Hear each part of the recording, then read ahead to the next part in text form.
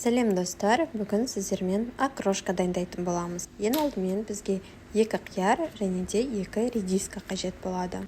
Қияр мен редисканы терка арқылы өткізетін боламыз.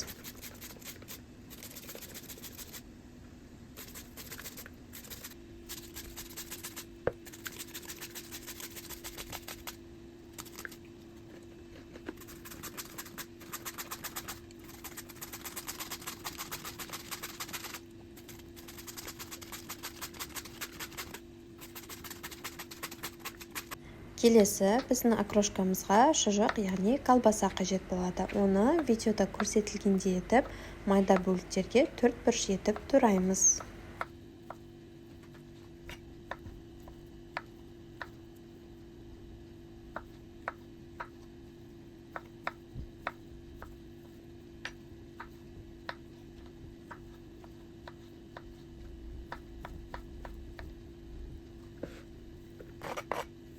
Келесі біздің окрошкамызға картоп қажет болады.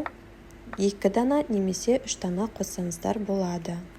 Картопты да 4 бұрышты етіп тураймыз.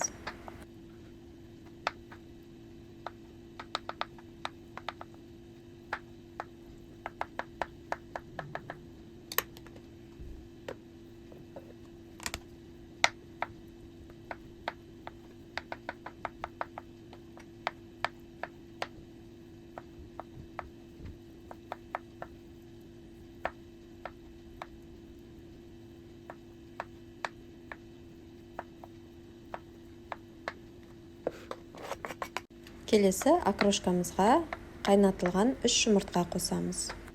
4 бұрышты етіп тураймыз.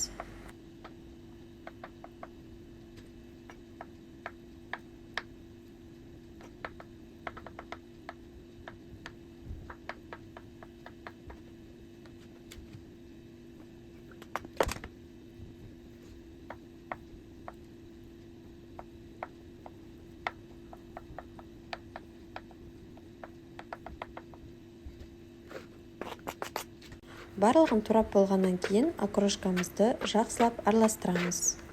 Оның үстіне дәміне қарай тұз қосамыз, айран және де сарыағаш қосамыз. Айран мен сарыағашты бірден қоса салған жоқпын, біртіндеп құйып оттым. Маған окрошканың сұйық емес, қоюланған түрі ұнайды, сол себептен қатты сұйықтау қылған жоқпын. Айран мен сарыағашты қосып болғаннан кейін оның үстіне укроп турап қосамыз. Қосып болғаннан кейін бір келкі етіп жақсылап араластырамыз. Барлығын жақсылап араластырып болғаннан кейін тоңазытқышқа салқындағанша қоямыз. Күн ыстықта жегенге өте дәмді ас болып табылады.